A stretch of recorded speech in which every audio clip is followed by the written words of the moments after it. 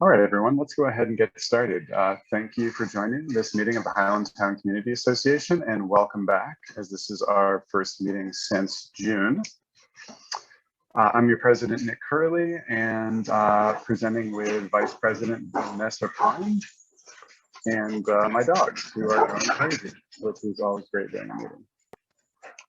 All right, so before we get started with general announcements, I'd like to do a quick pass through the board and see if anyone would like to share any updates with the group, beginning with Vanessa. Sure. So we have a dumpster coming on Saturday on the corner of Claremont and Conkling. It will be there between 9 and 12. The city has not given us an exact time, and they will not do that until the day of. So once it arrives, we'll put it on social media. So look for that. But the dumpster will be there on Saturday, and when it arrives, we'll have it for 4 hours. That's it.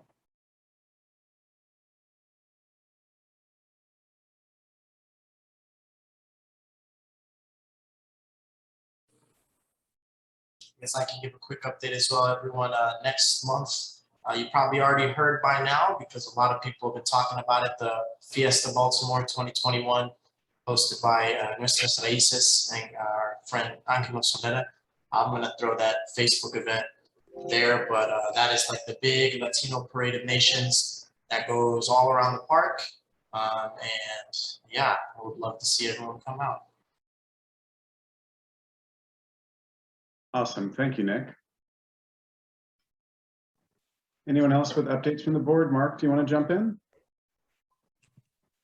Sure. Mark Parker, Highlandtown Community Association Board and pastor at Breath of God Lutheran Church at Pratt and Clinton Streets. Many of you know, because we came back in the springtime asking for support from the Community Association for a rezoning of 139 South Clinton Street, that we've been involved in this project of taking, now it'll be 2 homes that were damaged in a fire last November, using one of them for expanded preschool classrooms for 2-year-olds, and then on track to use the other one for refugee resettlement, helping resettle refugee families here in the community. So the groundbreaking for that project, it's really the first house. The second house we're still in negotiations with the bank, but we feel pretty good about. But the first house, the groundbreaking for that will be on Sunday at 12:30. That'll be at 141 South Clinton Street. You know, I mean, it'll be a limited celebration. It'll be outdoors, and you know, this pandemic limits things, but it'll be nice to get started. And our Senator Ferguson and all 3 of our delegates will be there, along with a bunch of neighbors. So we'd be glad to have you come out and watch some people put on hard hats and wear suits and dig up fake dirt that's put on top of the sidewalk. So you know, it's the finest kind of Highlandtown groundbreaking you can have. Outstanding. Thank you so much, Mark.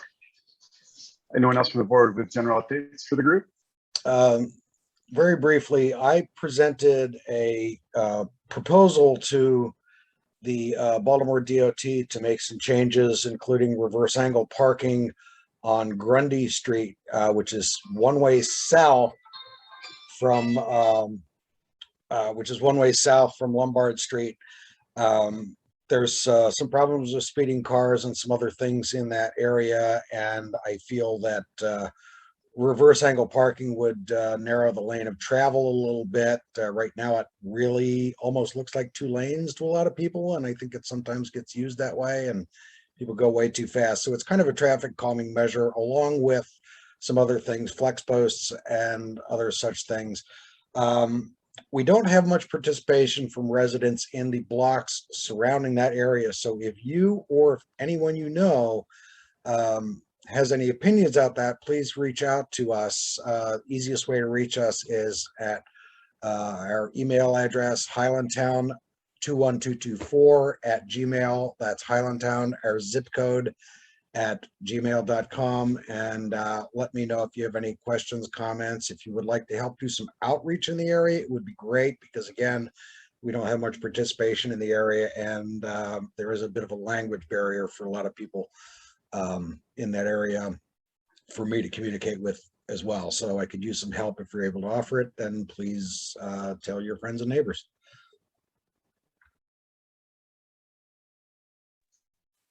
Awesome. Thank you so much, Brian.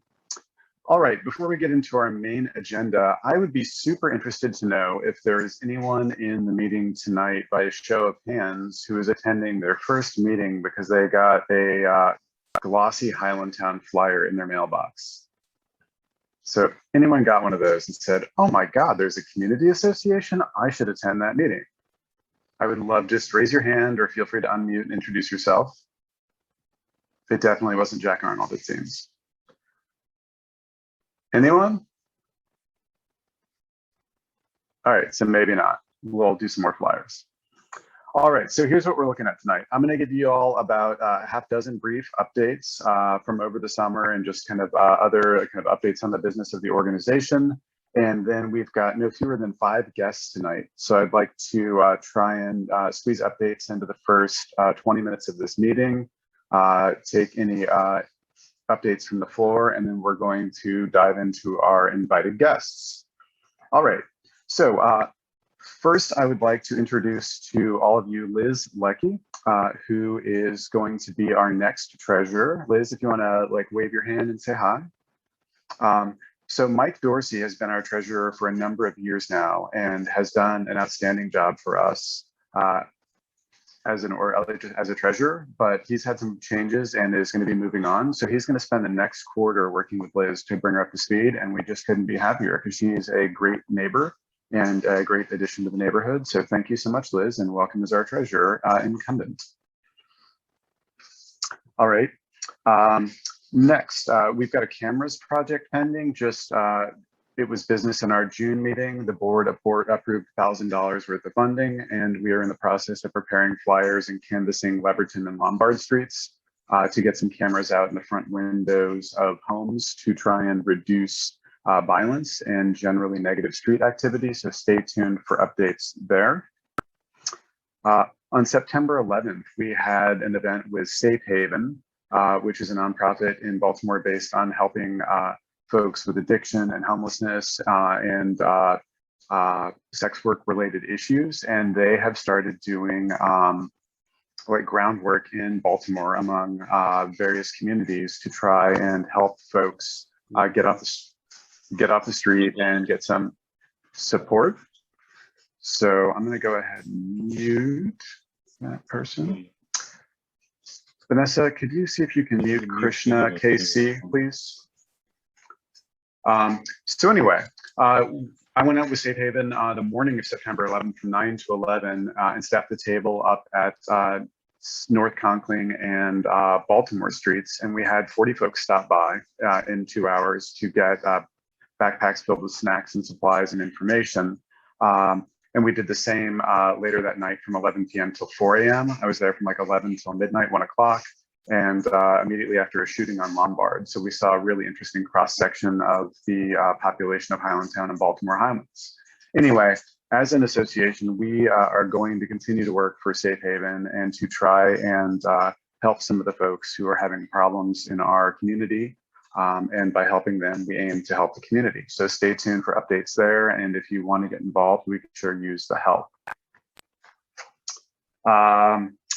So we've had a lot of conversation internally about in-person meetings and when we'll return to in-person community meetings, because if we're honest with ourselves, Zoom community meetings are missing sort of like the community part, and we get that. So we were planning to resume in-person community meetings up until the Delta variant took off over the late summer, and so we are presently planning on approaching in-person meetings come spring, coronavirus permitting. And it's too early to get specific, but I'll tell you in general that we're having discussions about a change of venue and looking for a larger space with more amenities that might permit some like socialization or food in addition to general meetings. So we will be approaching like halls and other businesses in the community looking for alternative venues, and we'll keep you posted as that conversation develops also. Over the summer, I heard from a couple folks who wondered why we stopped doing the Pledge of Allegiance in meetings and thought maybe we had just forgotten. And so I just wanted to briefly address that that was an intentional decision. I'm not really big on acts of like performative patriotism. I feel like community meetings are about making a difference by showing up and engaging. And so that's like kind of how I want people to show their patriotism or commitment to community is by showing up and being a part of things. So it is not my intent to start that again. I just think, again, there are other ways to show your commitment to the cause, and showing up is mine. Next, recently had a meeting with the folks from Gallery Church and some developers they're working with to redevelop their site. And I would like Brian Sweeney to give a general update on that project, if you would. So the Gallery Church is at the property in question is off of the is on the south east corner of is it Elwood? It's Elwood and Eastern Avenue. It's diagonal from the entrance to the small park. On that block, on the north side of that block, there is a church building. There is a row house that sits back a little bit, so it's easy to miss. There is a building behind it that you're probably not aware of unless you've been around back. And then there is a large building on the corner that I believe was built as a bank. It's a 3-story. Actually, I think it's a 2-story building, but it's a high ceiling building, so it's fairly large for a 2-story building.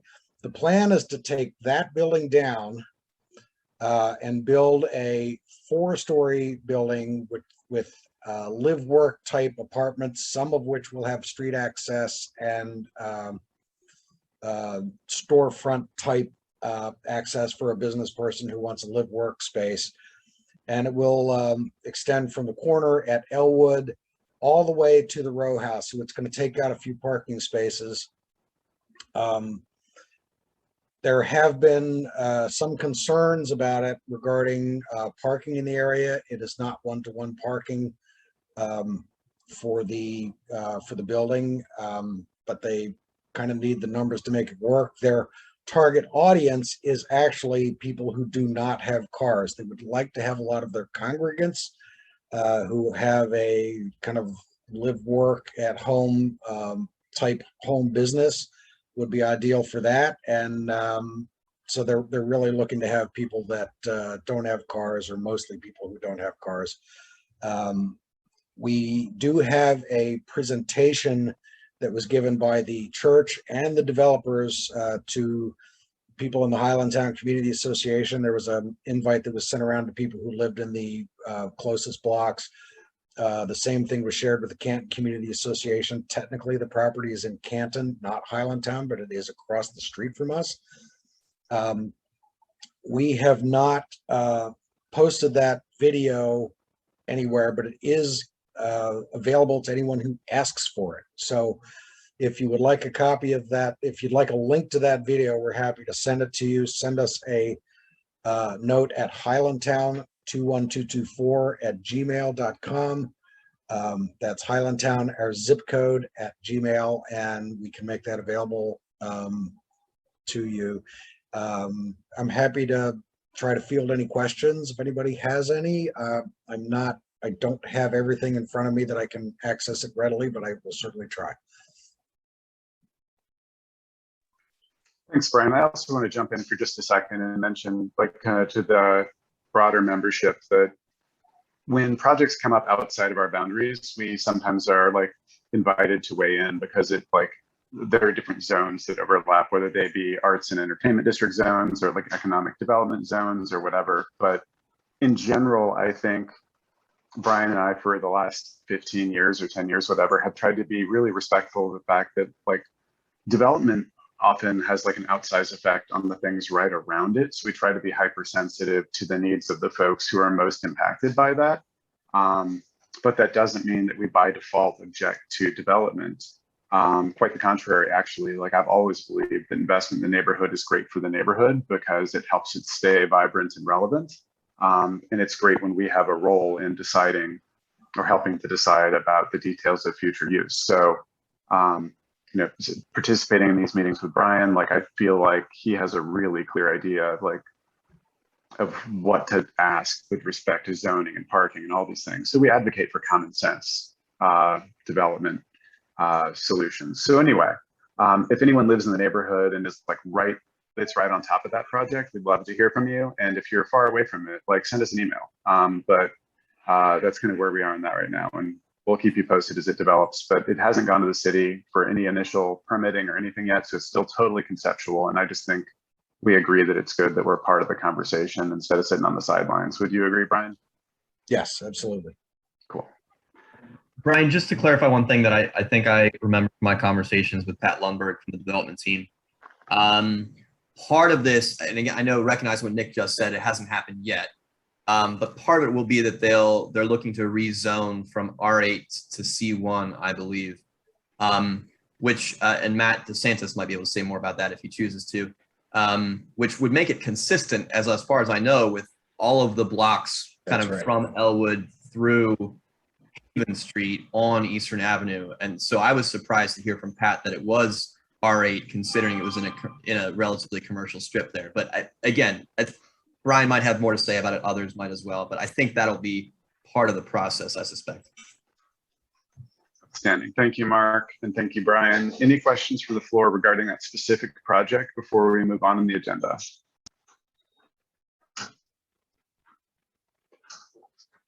All right. If you change your mind, we'll come back to it when we open up the floor in just a minute. So before we open the floor, I guess just a closing thought. So as I've said before, and will undoubtedly say again, I just want to remind everyone participating in the neighborhood that we are a volunteer-driven organization, and we focus on what's important to the folks who show up, generally speaking. So I encourage you to be one of the folks that shows up. We can't and won't have everyone in the community on our board who has a stake in what happens. So I want you to know that you don't have to be on the board to volunteer to support an event or show up in person to debate or engage or what have you as we move forward in this thing. So we will have HCA elections in December, and we will be electing new board members for January then. So it is early enough in the season that anyone in the community can qualify for membership. And if you don't want to be on the board, I just implore you to get involved, stay involved, ask questions, figure out how you can make what's important to you part of what we're working on as a community, because that's what makes this whole thing work. And specifically our events, we haven't really made any money in almost 2 years now. We haven't had a wine festival. We haven't had a basement bar tour. We miss those things because they help to define us as a community and bring us together as a community. And they also line the coffers with the monies that we use to build tree pits and throw parties and help people. So that being said, if you have any ideas for events that might contribute to the greater good, bring neighbors together, help people stay connected in this ongoing strange time that we're in, get in touch with us and again, be a part of that solution. Otherwise, stay tuned for updates about our spring events as they become clearer. All right, with that, I'd like to go ahead and open up the floor. I know Amanda's here, and sort of as a tradition, I'd like to give her the opening intro. Amanda Smith-Peters, anything you'd like to share for the greater good? Hi there. I'll just real quick, and I lost my cat. So I'm your Highlandtown Main Street manager. We're a program of the Southeast CDC, and we also work with the Arts District. So just a few events. We are heading into what would be our heavy event season, but of course, COVID is causing some challenges. So there's a smaller event this Saturday at Off the Rocks. It's a collaboration between Black Sauce Kitchen. And my cat is not lost, Matt. Don't worry. Sorry, I should reply directly. I was reading a comment. My cat was on earlier. So Off the Rocks, Black Sauce Kitchen, and Monument City are doing a group collaboration. Anyone who knows Black Sauce Kitchen, their food is amazing. And so put your pre-orders in. I'll try to drop this in the chat, but it's on Facebook. So that's this Saturday from 4 to 8. Excellent food, excellent beverages. The next art walk's on October 1st, a first Friday. Again, in the evening from 5 to 8. Maps and things will be available online. You can check iHeartHighlandtown.com, and also Facebook is where we keep most of this information. And then I will say we're still working out details on Halloween for Main Street. Are we trick-or-treating? I think we are going to try to do some trick-or-treating this year, but we probably will keep any sort of gathering of lots of kids to a minimum since they are not vaccinated yet. So, and then we're still uncertain about a tree lighting, but we will have some kind of festivities during the holidays. So That's a lot of what's going on. I'm glad you mentioned the Gallery Church development project. We're also getting some requests around the former IRC building on the corner of Conkling and Eastern. That's going through some design team review and things, and they might be coming to all of you if needed. And if there's anybody, I always put this out there, if there's anybody that has a business or starting up a business and they're in the Southeast area, but especially Highlandtown, please send folks my way, because we have things like the Business Resource Day and ways to get you connected to the resources you need to help your business. So that's about it. Outstanding. Thanks for that, Amanda. All right, everyone, who would like to, I guess before we do that real quick, just a quick heads up. So Nate, Steve Fogelman, Blanca, and Shanzette, you're going to be up, and I'll call on you in an order that I've devised, so stay tuned. That being said, anyone else from the floor, would you like to make announcements or updates for everyone?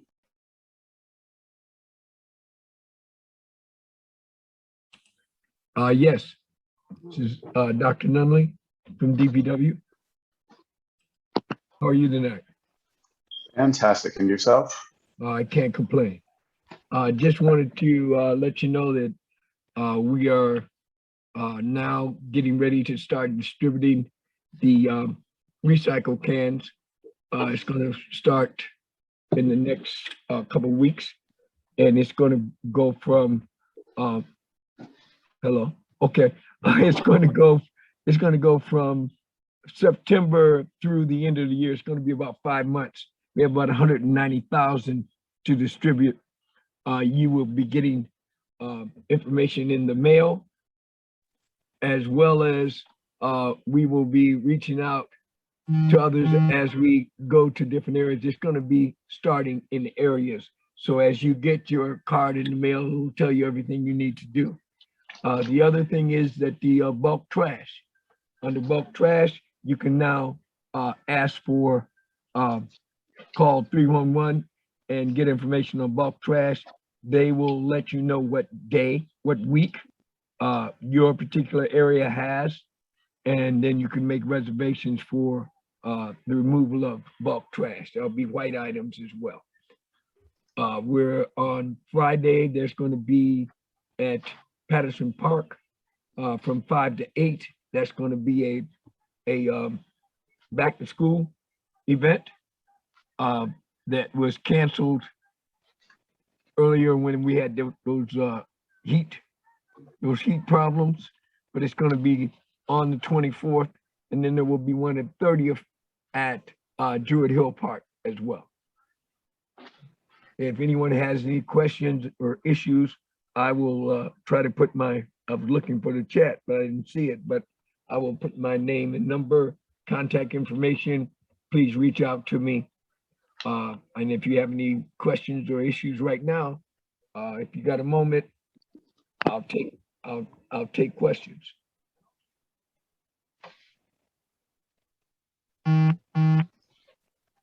Hey, thanks, Larry. I appreciate that. And yeah, please put your contact info in the chat so folks can contact you with any issues they have. I certainly will. I'm putting it in now. Outstanding. All right, guys, just so you know, Brisket the dog has found a squeaky toy, so we're in for a wild ride. Any other updates from the floor from anyone?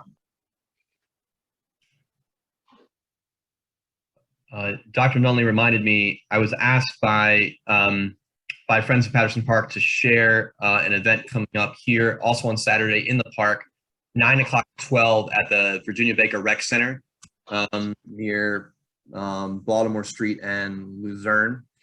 It's Mueve Ton and Baby Fest. So an awesome bilingual event put on by Friends of Patterson Park, Baltimore State Rec and Park, Central Soul, Be More for Healthy Babies, Johns Hopkins, and Somos Baltimore Latino.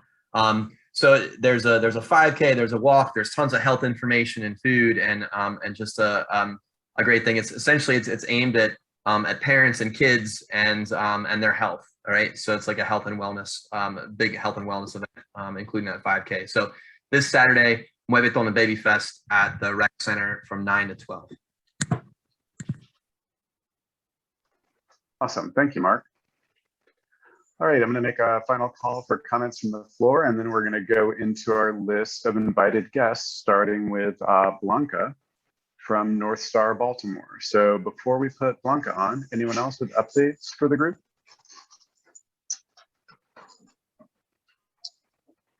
All right, Blanca, are you there? Would you unmute yourself and talk to us briefly about North Star Baltimore and what you're trying to do? Yes, thank you so much. Thank you for giving me this platform to share about North Star Baltimore. North Star Baltimore is housed next to the Southeast Anchor Library, and they're focusing on recruiting and currently are recruiting for volunteers to work with children in the Highlandtown area schools, one-on-one to assist with math, literacy, and reading. The purpose for North Star has been for the last 4 years to support both the school coordinator has contact with North Star as well. And also this year, they have asked me to help with translating materials into from English to Spanish to communicate effectively with the parents, and also to help to be a liaison between the school coordinators. And currently there are several volunteers that have already gone through the process, and they are ready. And we are looking to both recruit adult volunteers, and we already have a connection on the children that would need our services through the school coordinators. And I would like to post at least my information, and that way I was glad to hear that Councilman Zeke Cohen will also distribute our flyer. And so I would like to at least provide my email address as a contact. Martin Pollock Project is the sponsor in Maine. The Martin Pollock Project is actually the nonprofit, and they have a North Star Baltimore tutoring program. They are a foster care organization that has been around since 1980, and North Star is a program that they have had now since 2017. So I appreciate your this time, and my information is there for additional information. And if anyone would like to have a flyer, I could then follow you for you to share with your network. Outstanding, Blanca. Thanks for sharing that information. And if you want to email us a flyer, I will ask Nick Frazone to get it out on our social media feeds to help support your efforts. But thanks for joining us tonight, and keep us posted as your program develops. Definitely will. Thank you. It's our pleasure. Next, is Steve Fogelman present? I see Krishna Casey in the audience, and I understand that Steve Fogelman, there you are. Steve, you want to take a few minutes and tell us what's up?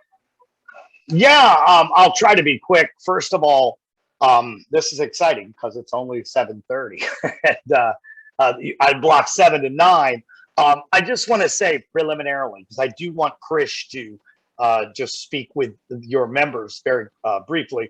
I am really proud to be here, happy to be here. You guys are a great organization. I haven't been to your meetings since pre-COVID.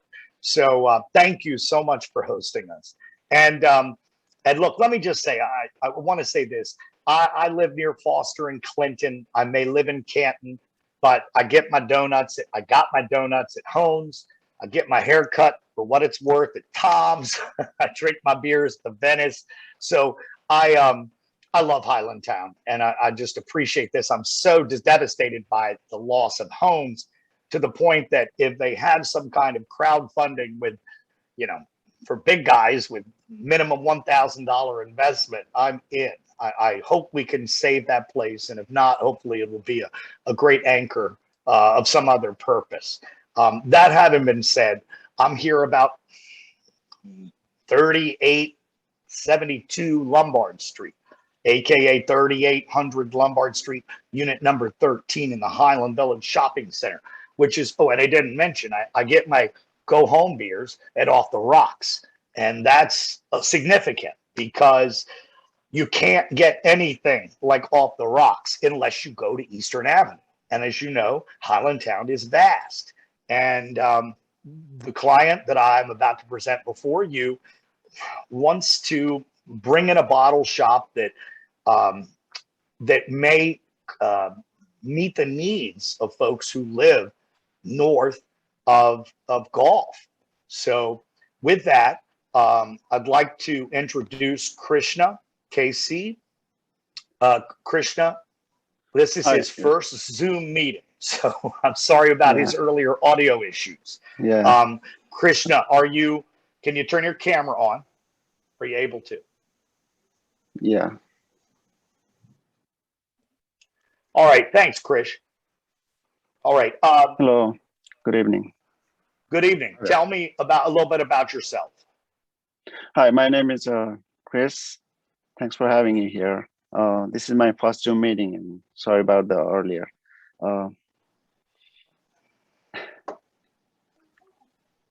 Camera. All right. Worst case, you can do audio, but tell us what you want to do, where you want to do it, and how you want to do it.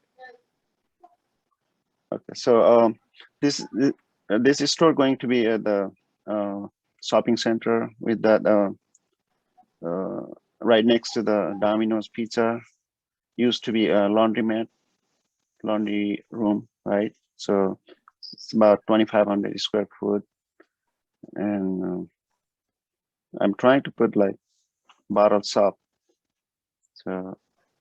So tell me, what kind of work have you done in the past? Okay. I'm in business with the food business since 90s. With like What kind of places, Krish? Fast food restaurant. It's called California Grill and Pizza. Where is it? I have in Baltimore County and one in Howard County. All right. Have you moved to the city? Yes. All right. And you have a cousin in this business, isn't that right? All right. And Right. his Yes. name is Gaji Karki. Right. All right. And yeah. Have you been working with him, training with him? Yeah, and I'm training right now. watching his Yes. store for the last year? Yeah, I'm with him. Tell me a little bit about his store. Yeah, he's store located on a Falls Point on South Broadway. Hello. I'm here, Chris, So, and just tell me what you've seen and what you would like to do with a bottle shop in Highland Village Shopping Center. Yeah, I'm trying to put locally. I want to push locally brewed beers, wines, and Maryland products. Like when you go to the cross street, they have a liquor store. They're not selling those stuff, and I'm not gonna sell like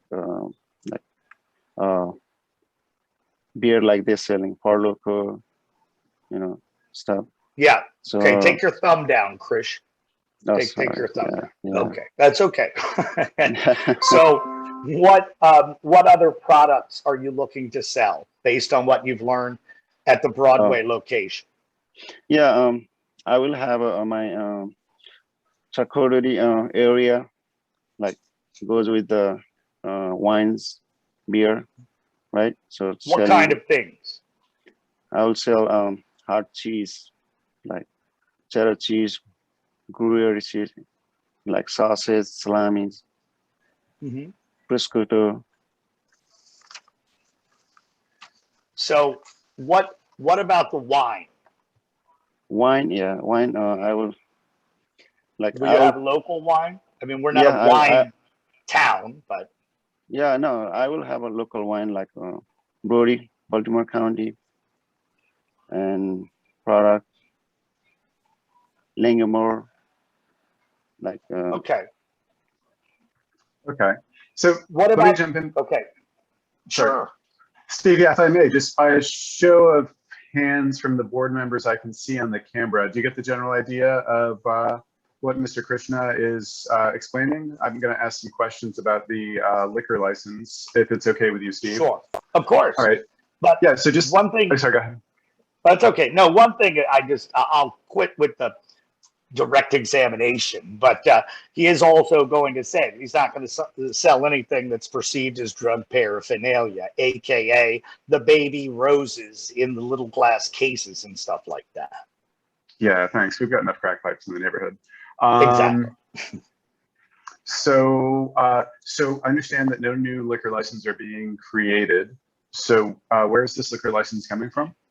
So this liquor license is coming from 628 South Broadway from his cousin, who there's been a Class A license there for 25 years, and it's known as a place to get not one but 15 different types of top copy from Hungary, for example. It's become a great local resource for hard to get spirits and wines and now craft beers in the Upper Fells Point, well, technically Fells Point area. Now, I was actually surprised and wasn't sure at all that a liquor license could come to this area. But there was a PUD, a planned unit development from 1986 that this shopping center negotiated with the city that allowed them to, even though the laws changed and after that, there was a PUD in place in 1986 that now permits, and thus we have a use and occupancy application. So we have zoning approval for this because of a 1986 PUD when some company, which is now is in Philadelphia, which takes the rent with a manager in Bethesda, which collects the rent from this shopping center, this what we call the Santoni Shopping Center, which we now call the Dollar Store Shopping Center, or which I call the only place you can get beef bulgogi around without going to 25th Street at the little carryout 2 doors down to the left from Dollar Tree. If you don't know, that's a pro tip. But anyway, so I was actually surprised that zoning has approved this. So we're now just at the liquor board stage. Are you guys, I guess 2 questions. Like, I'm a little surprised he wants to open a liquor store across the street from a liquor store, but I guess we're going to do that. Okay, so I was actually surprised because I go to the dollar store more than, people don't like to admit I go to the dollar store a lot. Anyway, where this is next to the current Domino's location at Laundromat, it's not across the street. I mean, you can see it in winter without the trees on Lombard Street. You can see each other, but it is not across the street. It's more across the street from that old, and I'm forgetting the name of that place. It used to be so-and-so's Champagne Lounge. And you know what I'm talking about? Anyway, I live in Canton. It's 2 city blocks away. So it's not across the street. Okay. Are you guys planning on selling singles? I will defer to him on that. Like I said, he's not going to sell Four Loko. He's not going to sell drug paraphernalia. And more importantly, he's willing to engage in MOU negotiations so that we can, additionally, he's got an ID policy of carding anyone who appears to be under 40. And he he has a plan for dealing with loitering, including high-level engagement with the Baltimore City Police Department. Additionally, allowing loitering or negligently allowing loitering is a breach of his lease at Highland Village. And I don't know how many complaints y'all have had about Highland Village Shopping Center over the years come before you at the HCA, but like I say, it's my dollar store, and it's, I don't see too many problems. Okay, so Steve, I don't want to stand in the way of commerce, and I totally hear what you're saying. What I would propose we do with respect to an MOU is take this conversation offline, and you and Brian and I can hammer out some language in partnership with Mr. Krishna to make sure 100%. that the general interests of the community association are represented and that we all have an understanding of kind of the baseline expectations for performance. What's your turnaround with the liquor board for the MOU? I've got another project that is time sensitive. I am thinking, so I got an email from the liquor board today saying we can't set a hearing until the license it's trying to transfer in pays their $858 or $68 annual fee. So I'm thinking it's 3 weeks. So we have time. All right, great. I see a hand up from Vanessa that I want to address, and then Mark, and then we'll conclude this section of the meeting, move on to our next Thank guest. you. Vanessa? Hi, I wanted to follow up. Are there going to be singles? Are there going to be mini bottles?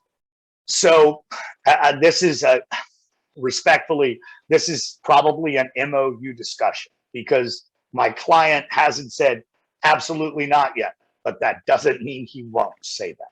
So, Okay. Yeah. Okay. And But what are the say- hours? Okay, that's another very important issue.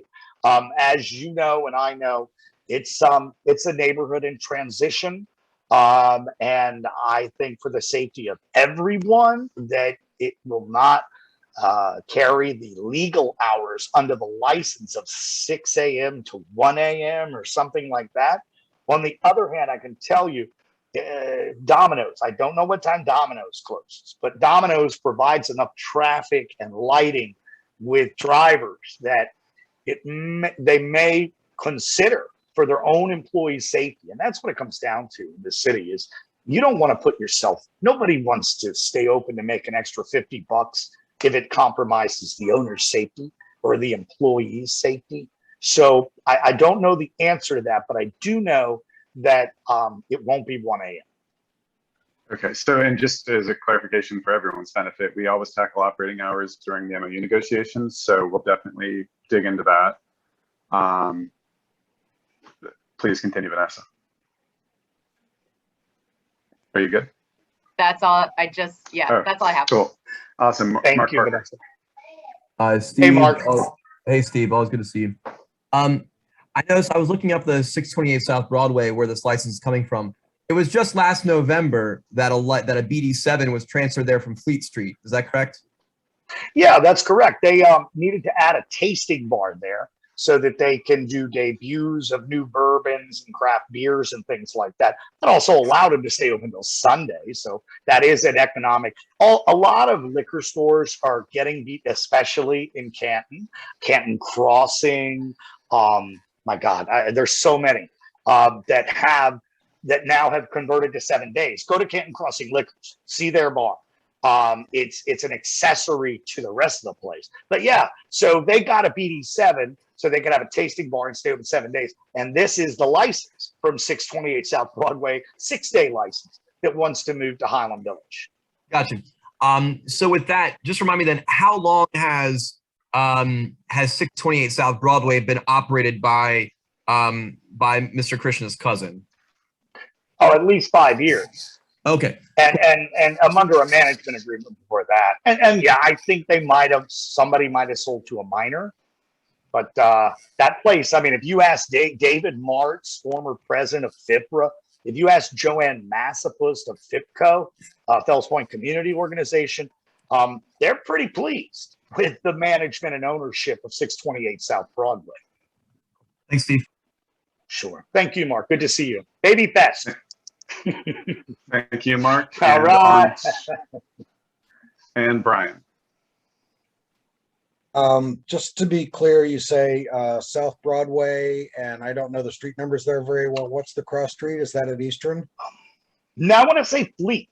It's near Subway. It's like next door to Subway. So I think it's Fleet. So it's very close to the market. So it's on the west side. It's on the west side of the street. Yes, it is. Okay. All right. I know the one. It was operated by a guy, I want to say he was Czech, named Jan Dasek and his wife for like 28 years prior to the Karkis buying it. And it became iconic for hard to get good beer, wine, and liquor in Fells Point rather than just kids' juice. I've been in it looking for something specific once and I found it. So yeah, I know. That's really all I wanted to know, is to just be clear as to which store it is. So thanks, and we'll look forward to a further conversation regarding the MOU. 100%. All right, and Steve, just to close it out, if you want to be in front of the liquor board with an MOU 3 weeks from now, can you reach out to me in a week and a half, please, and give us a couple early at like late afternoon times, and I'll try and pull Brian and Vanessa together, and we'll get on a Zoom call if that's all right with you, and we'll just hammer it out. I'll email you dates tomorrow, and I'm grateful for your time. Thank you so much. Take care, Thank you, guys. Steve, and thank you, Mr. Krishna. Have a Thank great you night. so much. Thank you. Thank you so much.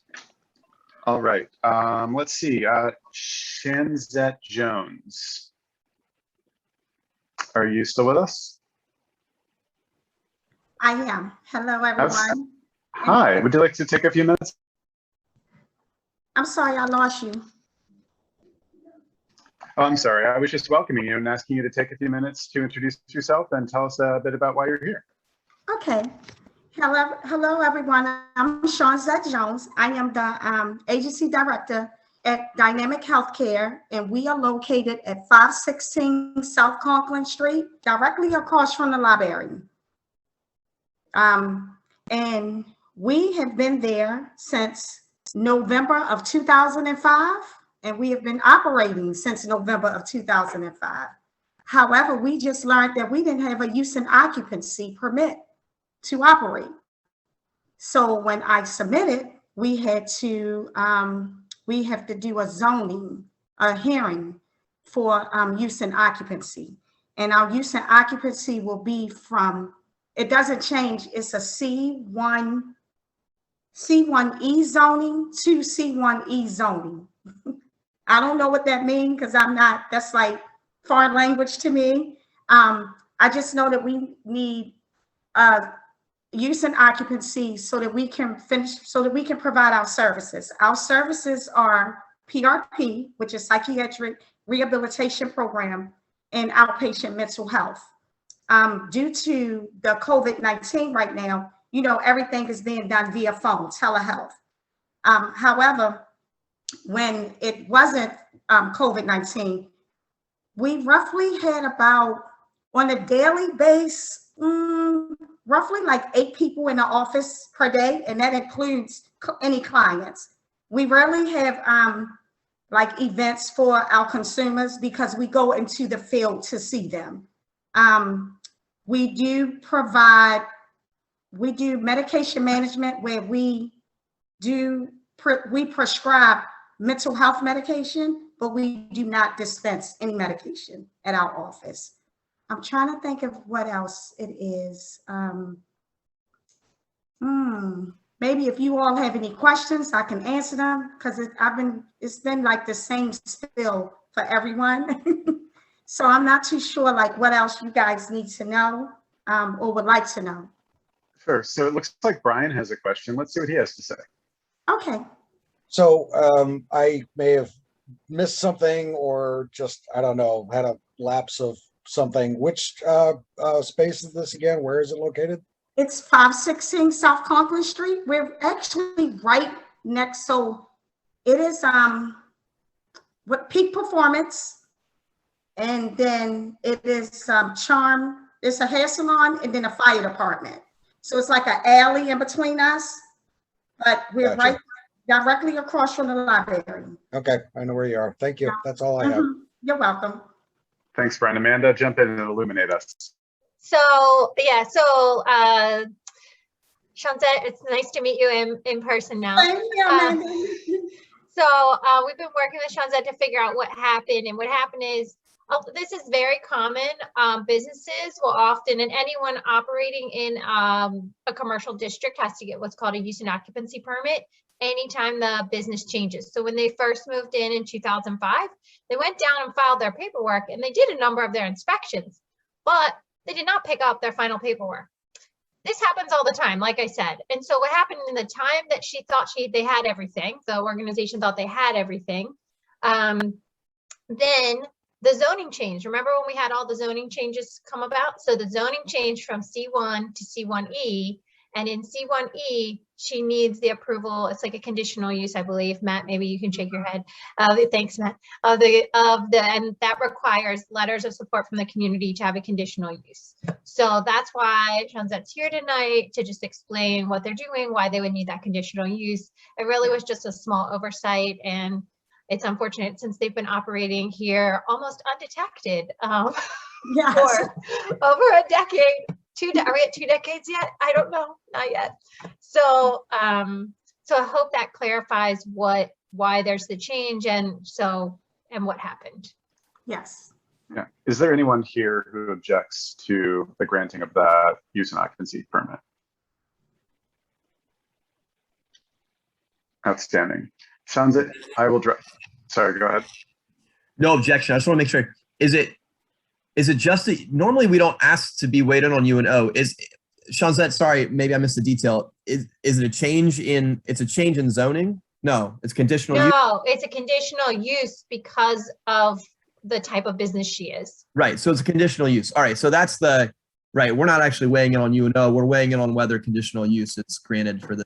But So- she can't get her UNO if the zoning is not allowed. So if the zoning says you can't be here, right? Or you have to have a conditional use to be here, you have to get that clarified, which is why you'll see in some of these development projects, they have to talk to all of you about zoning first before they can move forward with other parts of the project. Yeah, so I'm completely in favor of us supporting her conditional use request. I just want to make sure I knew what she needed. Great. We'll send you a letter later this week, Shanzette. Thank you so much. Thanks for having me. Thanks for coming in. Thanks for your time. Awesome. Brian says good night too. Cool. All right. So Nate, do you want to talk to us about Esther Place? And after that, Matt, we're going to go to Inspire. Sound good? Outstanding. Nate, you're up. Great. Nick, thank you. My name is Nate Prettle. I'm a land use consultant in Baltimore City, and I'm here with Ben and Jonathan Moschel, who are the owners of 3305 Esther Place. We're here to talk about a couple land use issues and a request that we will have hopefully in the near future. For those of you who are not familiar with the property, it is a set of commercial / industrial one-story garages that have been there for quite a while. And my guess would be a generation at least, if not more. And Ben and Jonathan purchased the property last year. It was being used as self-storage, like you would see at the extra storage or whatever, but in a little different configuration with these existing garages. And it wasn't until the Ben and Jonathan put in an application for a new sign that would sort of identify the self-storage use that the city came back and said, wait a second, well, not only is there not an approval or an occupancy permit for a self-storage use, the zoning in itself prohibits that use. And this was news to them, I say no fault of theirs. And since then we've done a little bit of talking to whether they are some of the neighbors, people in the city who are familiar with the history. And I know that there was a lot of community pushback within the last 2 decades regarding some auto repair users there. And I think it was in the mid 2000s, the zoning was changed from heavy commercial to residential. And so it's R8 zoning right now. The existing use is classified as a mini warehouse. That's the term used in the zoning code for self-storage. And so we're here to sort of talk to the community, and ideally we would request a rezoning to a zoning district that allows mini warehouse. We're at this time not looking to do any development other than use it for what it's been used for. And with that, there may be some parts of the zoning district that we propose that, the community may not like. And this is really the start of a conversation. And, at this point, I'd actually like to turn it over. Ben and Jonathan are here to have them say a few words and then open it up for questions, or are you happy to get into more detail about any aspect of, that request? Ben? Thanks. Hey guys, my name is Ben Michelle. This is my twin brother, Jonathan. Thanks so much for having us here. I apologize. We actually just lost connection in the middle of you speaking, Nate, and then got reconnected to the meeting. But just to introduce ourselves, we are local. We live in Baltimore. Our office is actually in Canton at the old Broom Factory building on Boston Street.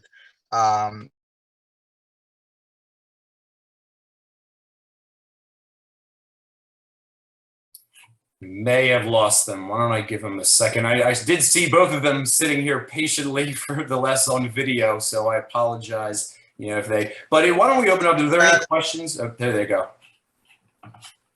Hey guys, we're losing connection at the worst time. We were here and listening to everybody.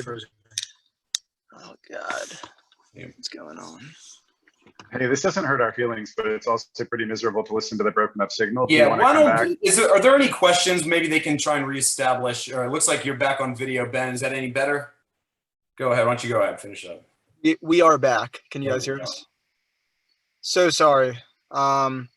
So our office is in Canton. Try to make it brief. We focus in property management, primarily in Highlandtown. Since 2014, when we purchased our first property on Center Place in Highlandtown, we built a portfolio of maybe 60 or 70 houses all around Lombard, Pratt Street, Mount Pleasant, you know, all the streets between Baltimore Street and Eastern Avenue, even north up to Route 40. But we've never really gone north of there. So Baltimore Highlands, Esther Place, Roberts Place, all the areas around the subject property.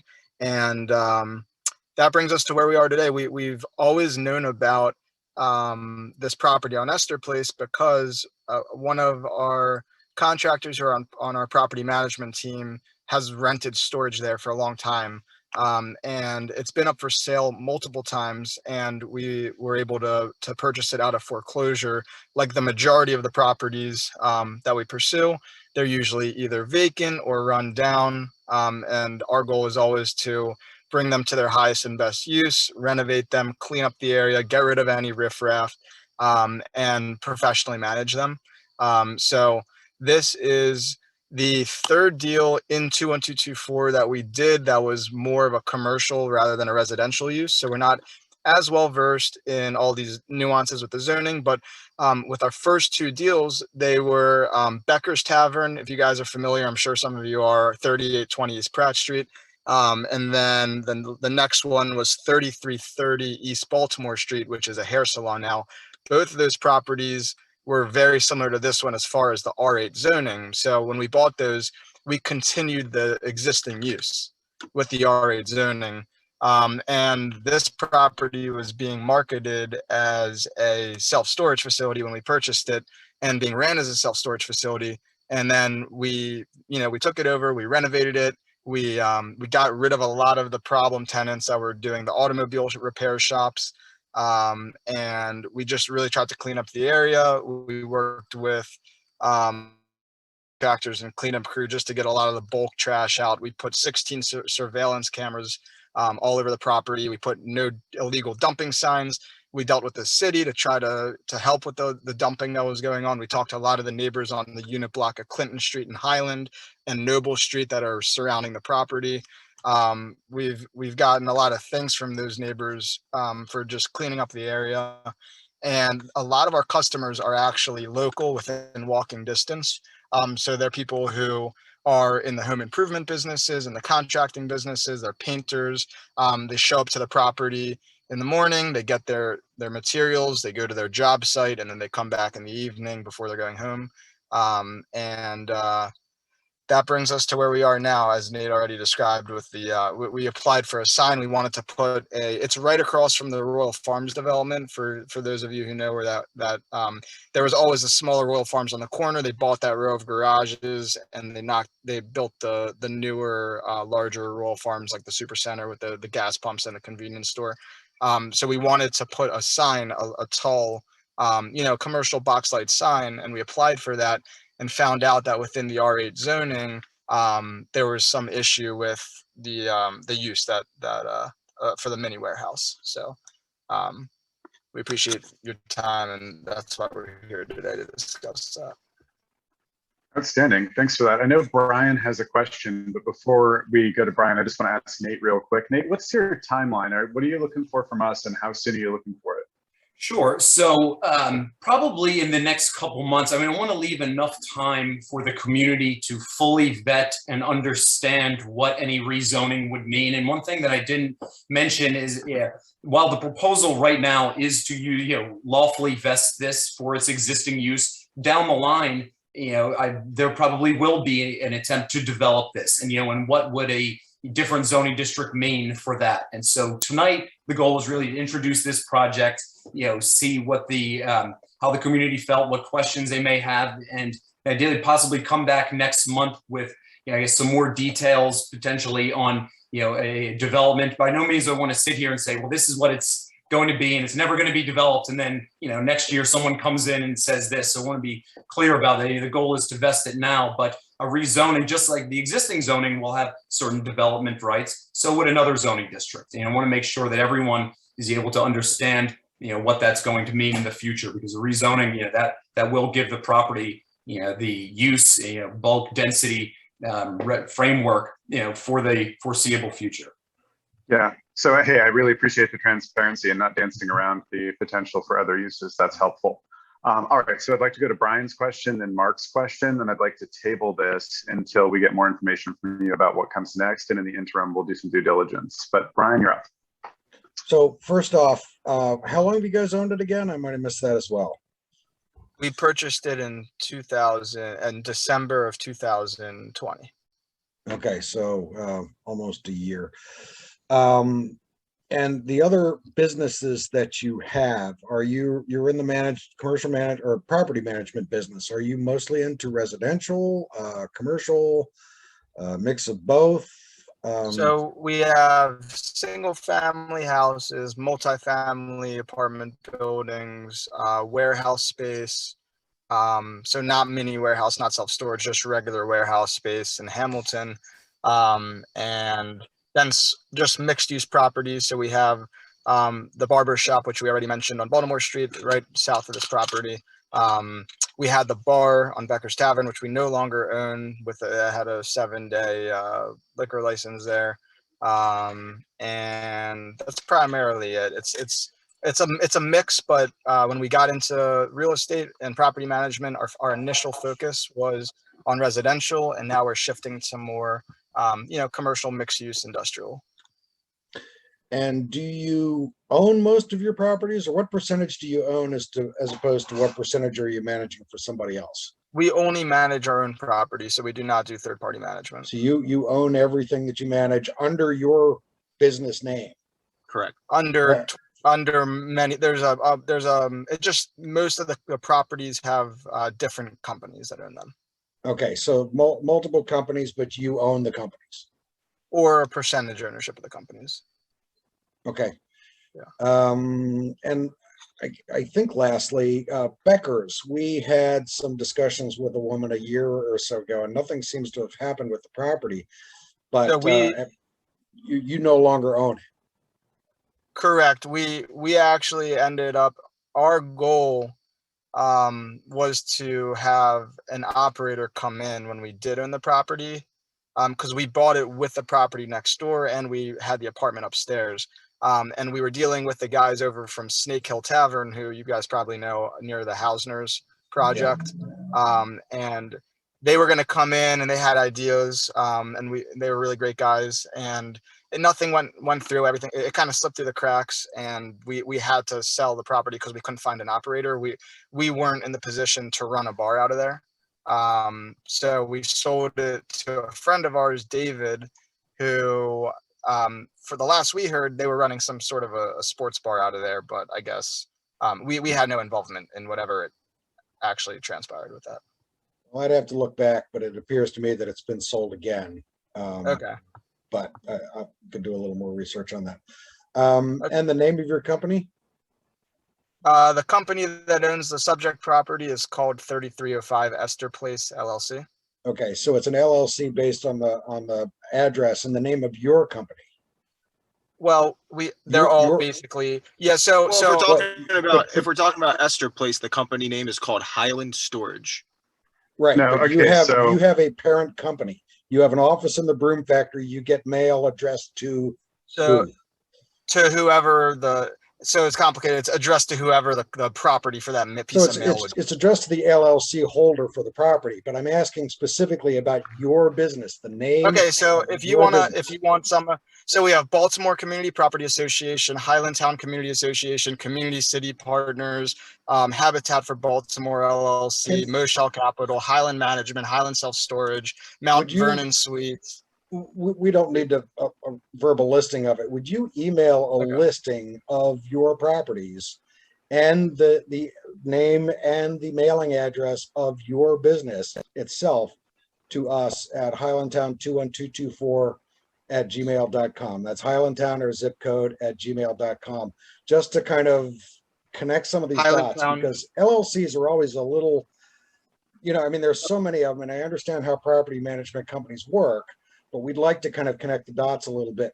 To be fair, sorry, I know the self-storage property that you're talking about, and historically there's been a lot of problems there, and that goes before the Royal Farms was put in. And I have to say, to your credit, it looks, I mean, I don't spend a lot of time there, but it looks like it's vastly improved over what it was several years ago. So, I mean, kudos to you guys. But at the same time, we have concerns not only about the property because of its history, but also because of this LLC property management strategy. Brian, we just want a clear understanding. Brian, if I may, thank you for that. I'll work with Ben and Jonathan. We'll get you what you need on the LLCs. And in regards to the property history, I mean, that's why we're here. They've owned the property less than a year. It's been operating like this for quite a while. And we want to, again, do this in the right way, come up with a solution that provides the protections for the community, but also allows them to operate legally, which has not been the case for quite a while. Right. Okay. Great. Thank you, Nate. And Brian, thank you. Mark, you want to jump in with your question? Yeah. So I appreciate the need to operate legally. It's always important. First question, maybe it's for Nate, maybe it's for Ben and his brother. Sorry, I didn't catch the brother's name. What's the desired zoning for the property? I don't know if that got mentioned. Yeah, so likely we would go for an IMU, probably IMU1, which is an industrial mixed use, and it allows the existing historical use or recent historical use as of right, but it also allows a number of other things. And this is, Mark, you've really hit on the conversation that we look to have with you and the rest of your association members in the next couple months to figure out. We by no means want anything to be hidden here. What does IMU1 allow? There may be some upsides and some downsides to the community, and what protections can we offer if we decide altogether to go through this process here. I appreciate that. Ben and brother has disappeared in the dark though for a second. So when you purchased the property, I mean, you mentioned an intention to develop. I'm assuming that highest and best use in your minds did not include self-storage in the long term. So setting aside the fact that the zoning didn't match up what's currently happening there, and that's a problem, what were you all hoping to do with the property, or what are you hoping to do with the property? As what do you see as the highest and best use, or give us some possibilities? Thanks, Mark. So actually, we purchased a property. It was to operate it as a self-storage facility. That was our intention. If you look on just like the sale records for the property, it went up multiple times. I think in 2017, 2018, and then in 2020 when we bought it, we bid on it all three of those times, and they were marketed each time as a self-storage facility. So we always thought it was a self-storage facility. We always thought that was the existing use for the last 30 years of the property. We have tenants that have been there for 15 or 20 years, or customers that have been renting it as self-storage, and that has always been our plan. But we are, in the residential business, and in the future, there could be a possibility of some sort of a residential development, depending on, what would make sense. If the area continues to improve on the trajectory that it's been on, and we had community support, then we would definitely consider the possibility of doing some sort of a residential development in the future. Cool. All right, so but not an R8 residential, but like a mixed-use, multi-story, multi-family residential property. Correct. Great. Correct. Just a reminder for neighbors. So 3305 Esther Place. So it's not just the row of garages that front Esther Place, but it's the entire center of that entire block that runs down towards Fairmont Avenue, right, guys?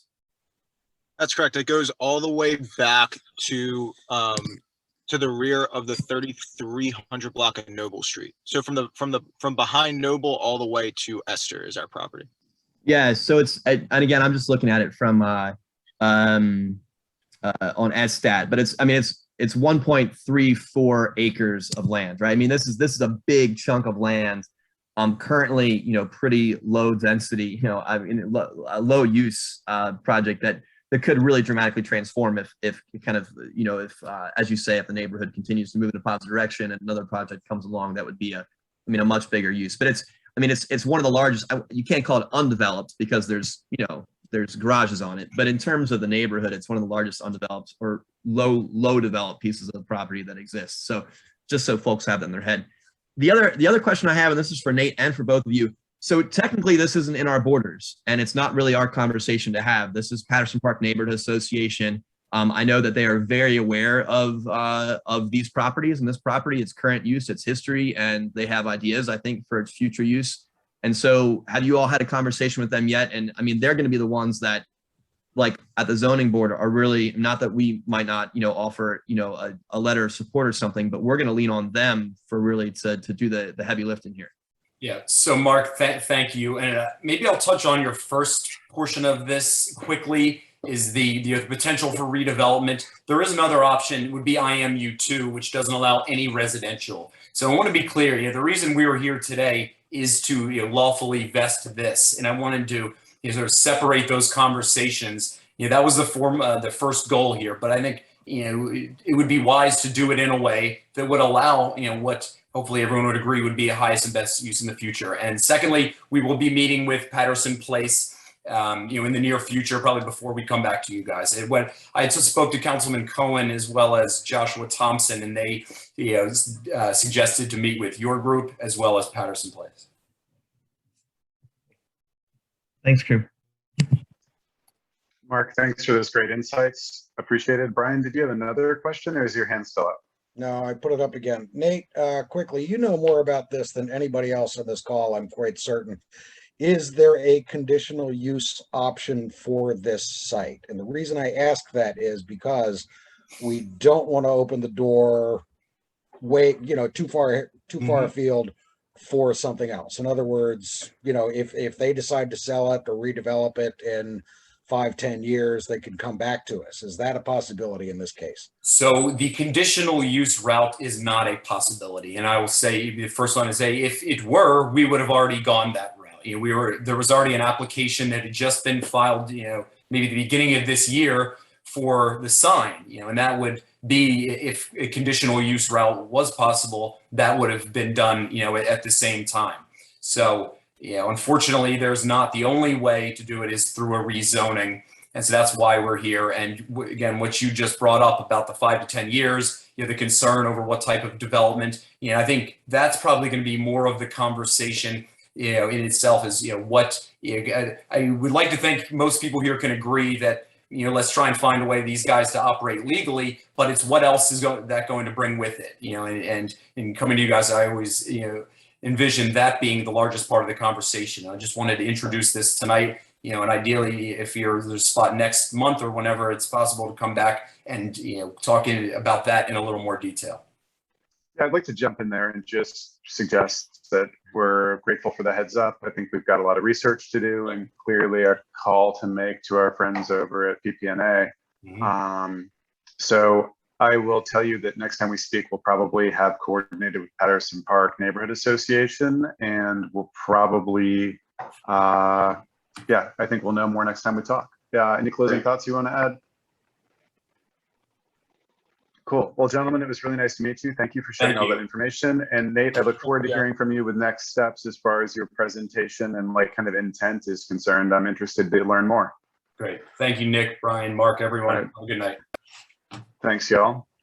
All right, everyone, we have one final speaker. Last but not least, it is Matt DeSantis and Jen Leonard, who are here from City Planning to talk about Inspire.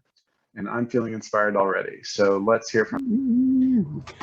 Nice pun. Thank you. Thanks, Nick. Nice to see everyone. My name is Matt DeSantis. I am the community planner for this part of town. the ESC Planning Department. I am joined with Jen Leonard, who's a colleague of mine in the Planning Department, and Jen oversees all of our Inspire planning. So I'm going to actually turn it over to Jen now, and we are going. Mainly Jen is going to explain to everyone here what the Inspire planning process means and how we are about to kick things off, which we are very excited to do.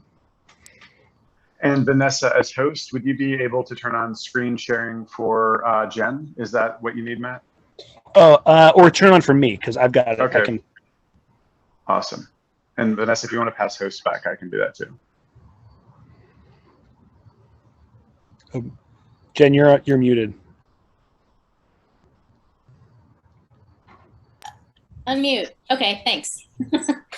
Thank you everyone for giving us some time. Matt, I'm going to ask that if you're able, I sent you an attachment of the map of the area. If you're able to plug that into the chat, so if you can have it, that'd be great. I'll do that, and I'm going to pull up the presentation right now. Yep. Great. Thank you. So I'm Jennifer Leonard. I'm with the Department of Planning. This is Matt, planner.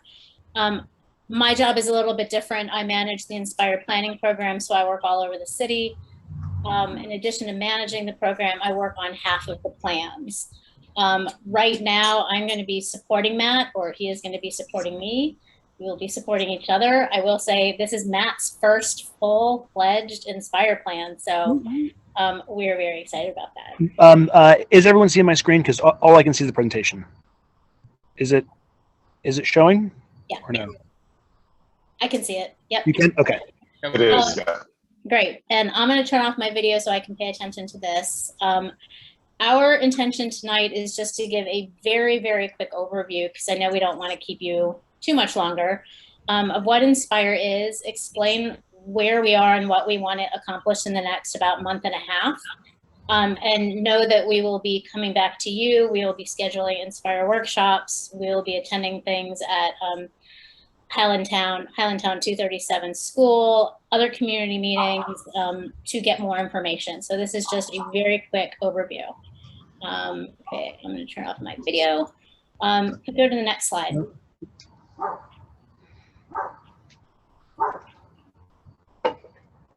Is it showing? Nope. It's not? No, it's showing, but it's still the first slide. Oh, I'm seeing the second slide. Huh, interesting. Let me... Okay, there you go. There you go. Okay, all right. Go to the next slide while I'm talking, please. Okay. So briefly, some of you may have heard of what Inspire is if you have been involved in any of the planning processes nearby. John Rura is a planning process that has been happening already. So because that is very, very close, you may have been involved in that. If you haven't, though, this is a great opportunity to get involved with this one. Inspire exists solely because of the 21st Century School Construction Program. It stands for Investing in Neighborhoods and Schools to Promote Improvement, Revitalization, and Excellence. Mouthful. When people were working on the 21st Century School Construction Program and getting the funding for it, there were a number of people in the city that, all came to the same conclusion that, boy, it would really be a shame if, as great as this program is, don't get us wrong, it would be really a shame if this construction program wasn't able to leverage other change in the neighborhoods surrounding the schools. And so from that, Inspire was born. This map on the right just shows you every 21st century school that's in phase 1 of the process. I honestly don't remember how many schools have been open to date. I want to say around 19 or 20 maybe. And all in phase 1, there are 28 schools. And we think about our work versus 21st century's work as simply as if it's about the school building, school programming, and school site, that's 21st century schools.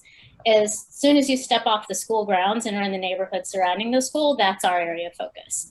We work very closely with 21st century schools, giving the department's input on the school design, try to get a lot of conversations going about what we think should happen, and we try to make sure that the community is being represented in that. They are involved in our processes often because they hear from the community concerns about, you know, pedestrian safety and things like that, and that's where we get involved. If you can go to the next slide. And I apologize, I probably talked very fast. I'm trying to get a lot of information in, and we want to save some time for some questions. So ultimately what we're going to be doing together is we're going to be creating a plan that will be formally adopted by the Planning Commission. So it will be a formally adopted city plan. I always give the caveat of, we don't want people to walk away thinking that that actually means like the city's going to come up with all of the money to implement every recommendation in the plan. That is absolutely not what that means. It does give us and you and other advocates a little more leverage than they might have otherwise, because throughout this process, we will be working with city agencies to vet the recommendations to make sure there's nothing in there that they would flat out not be willing to do. Often, especially if you're going for city or state funding for something, it's really helpful to have an adopted plan that you can point to and say, this has been through this formal process. Here's what it is. Now let's figure out how to get the funding. So it is helpful. It does not mean everything in the plan is going to be funded by the city, but we will work on that. In our mind and everyone we've worked with to date, the process of developing the plan is as important as the plan itself. So we like to view Inspire as a process as much as a plan. And then thirdly, we think of it, Inspire happens to be a capital budget item, which for the planning department is pretty unusual. We are not an implementation agency like transportation or DPW or anyone else that actually normally has funding to do their work. We create plans and we have to advocate with other agencies to do things, which we still have to do with this plan, but we do have some funding, and I'm going to go through in some of the other slides what we're able to do with that. Next slide. So just very briefly, the plan has a number of components. And so one of the things that we do with our funding is that we are able to work with city agencies on preparing the area around the school for opening day. And this is what we're gonna sort of talk a little bit more in depth about tonight. This is focusing on how we make improvements to what we call the primary walking routes that kids will take to get to schools. And you'll see a map of that in a minute. Primarily, we work with DOT, but also with Rec and Parks to, sorry, I'm going to get that into the next slide, so I'll skip that. The bulk of the plan is made up of area-specific recommendations on themes that would be typical to any plan. So we look at the housing market, we look at transportation, we frame sort of recreation and food access and a number of other things under health and wellness, a number of sort of broad theme categories that we will work together to create a series of recommendations around. And then the third thing, the next thing that we spend our money on is not really a third thing, but one of the things that we're able to do with our funding is fund a project that is selected by the community. Now, these normally come up throughout the planning process. We hear sort of what the community's priorities are, and we help narrow down what might make a good project. And I'll talk about that a little bit in depth in a couple slides as well. Next slide. So this is just an example of another area in Park Heights of the red lines show what the primary walking route was for this particular school, Arlington Elementary. We work, again, knowing that kids live all over the neighborhood, we unfortunately do not have enough funding to improve every sidewalk or every block in the area. So we focus on what are the routes that most kids, no matter where they start, that they end up on within a quarter mile around the school to walk to and from school. In that area, on those blocks, again, it's within the quarter mile, we work with DOT to bring the sidewalks up to safe and standard condition. We work with them on repainting or adding crosswalks. Rec and Parks will prune or plant street trees wherever that's possible. And then we do some other things like work with DOT in the schools on assessing if there's a need to change sort of where crossing guards are deployed. And we try to work with DPW and housing on some other improvements along the route to make sure that, you know, they're as clean and organized and safe as possible as kids are walking on them. And down in the bottom left, you can see one example of a particularly bad sidewalk in Southwest, and that's the type of work that's done. Flip to the next slide. I don't remember what comes next. Are you seeing it? Nope, not yet. Let me try again. Oh, cool. again, we're not going to get into this in depth right now. We will definitely have some deeper discussions and inspire longer workshops. These are just some examples of some of the recommendations from other plans that are being implemented. This top one was really exciting. I will also say it was pretty unique because it was rehabbing, HABC rehabbing city-owned properties directly across the street from a school. Unique because they had special money from Pimlico Racetrack, which we don't have in other areas, but we are hoping to try to be able to replicate something like that. But we don't quite have the funding for that yet, but it's something that everyone thought was very successful and we would love to see in other areas. A lot of times the community project will, a number of places we've turned vacant lots into community school gardens. Walking paths are very popular around in Clifton Park, the high school. We worked with BCRP and BGE to install a new path with new lighting, which was very needed in the area. And in other areas, we've helped implement park master plans or pieces of park master plans. So these are just some examples. Next slide. And these are some examples of community-based projects that people have selected. On average, we're able to spend about $100,000 on a community project. It's a capital project, so we can't fund things like programming or events, but we can sort of create the project around which other people could do that. $100,000 on one hand is a lot of money, and on the other hand, it's really not much money at all. It really depends what type of project you'd like to see. I will say it tends to be that people are really interested in creating great outdoor spaces for people to come together. Again, we've done a number of park implementation plans or pieces of park plans, a lot of student walking routes. This one on the upper right, I will say that was a pedestrian alley to one of the schools that obviously over time had become very unpassable. And then on the right is what we did with it. Community school gardens. We work with BOPA on public art a lot. That's okay.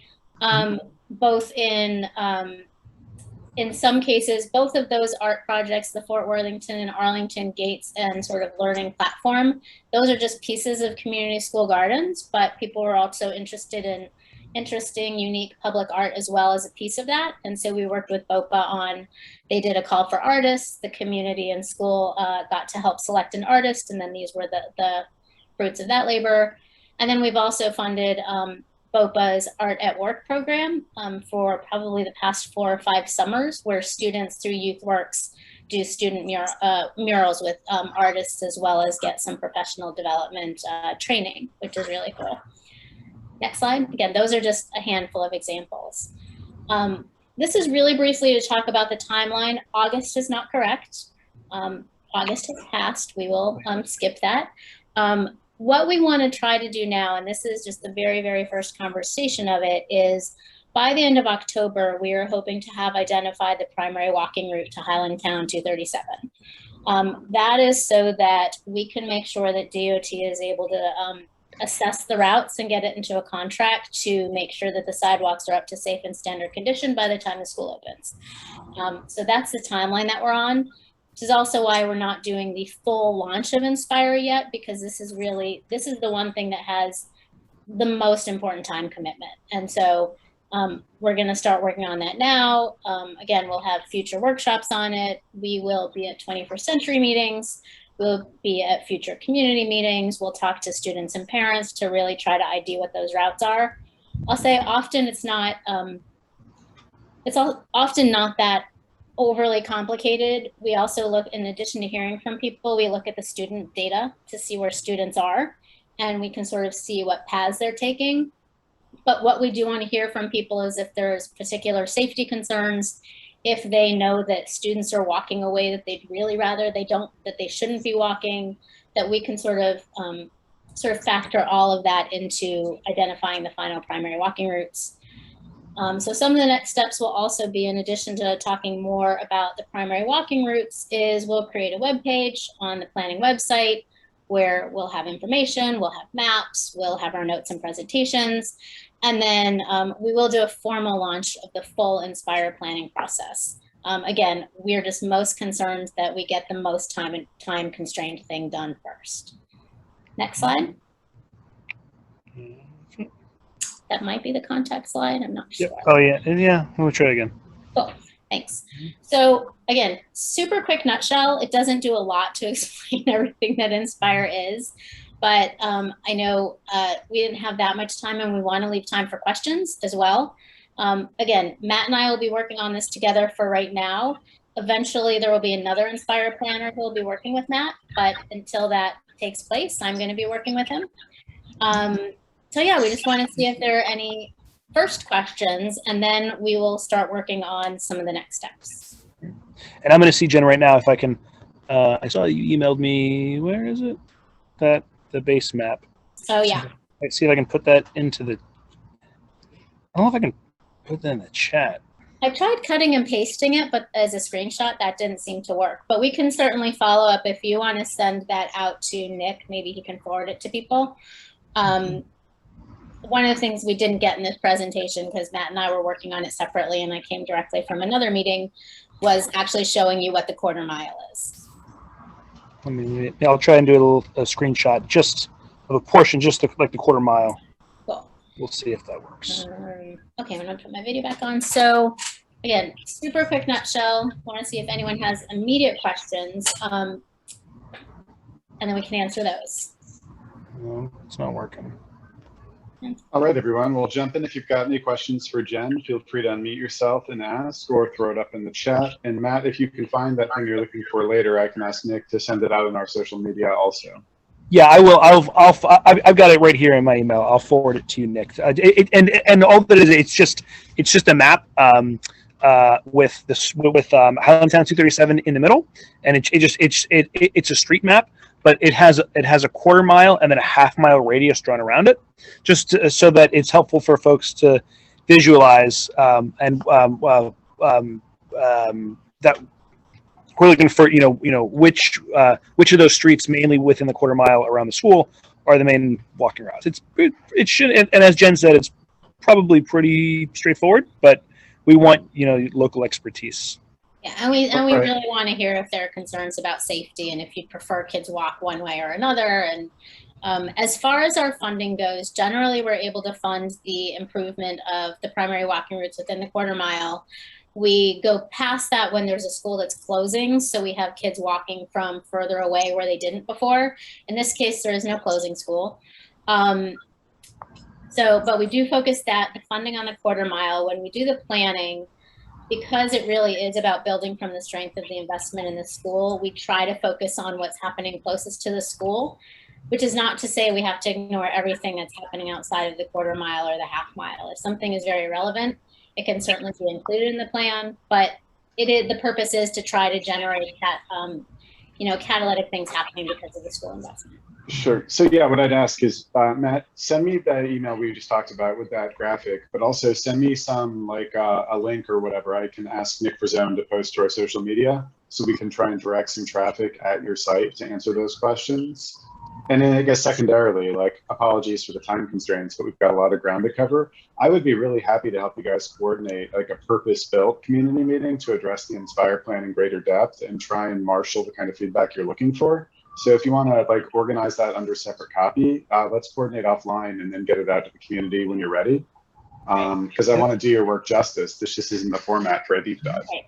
Yeah, this is totally just to introduce it. I will say we're going to have to figure out sort of translation and interpretation. We have had presentations before in Spanish as well. We've had 1 or 2 schools that have needed that. So we have some of the materials in Spanish already, but that's an ongoing thing that we need to work on as well. Yeah, I would be glad to help with that to the greatest extent possible, and we'll go from there. So, all right, one last call for general questions, everyone. Matt and Jen are here to address anything about the Inspire plan that interests you. And we can put our emails also in the chat. It wasn't, so anybody please feel welcome to reach out. Outstanding. Well, guys, thank you both for the great presentation. I appreciate you condensing all of that content into just a few minutes. Yeah, very well done, Jen. Thank you. So we've got Jen's contact information in the chat.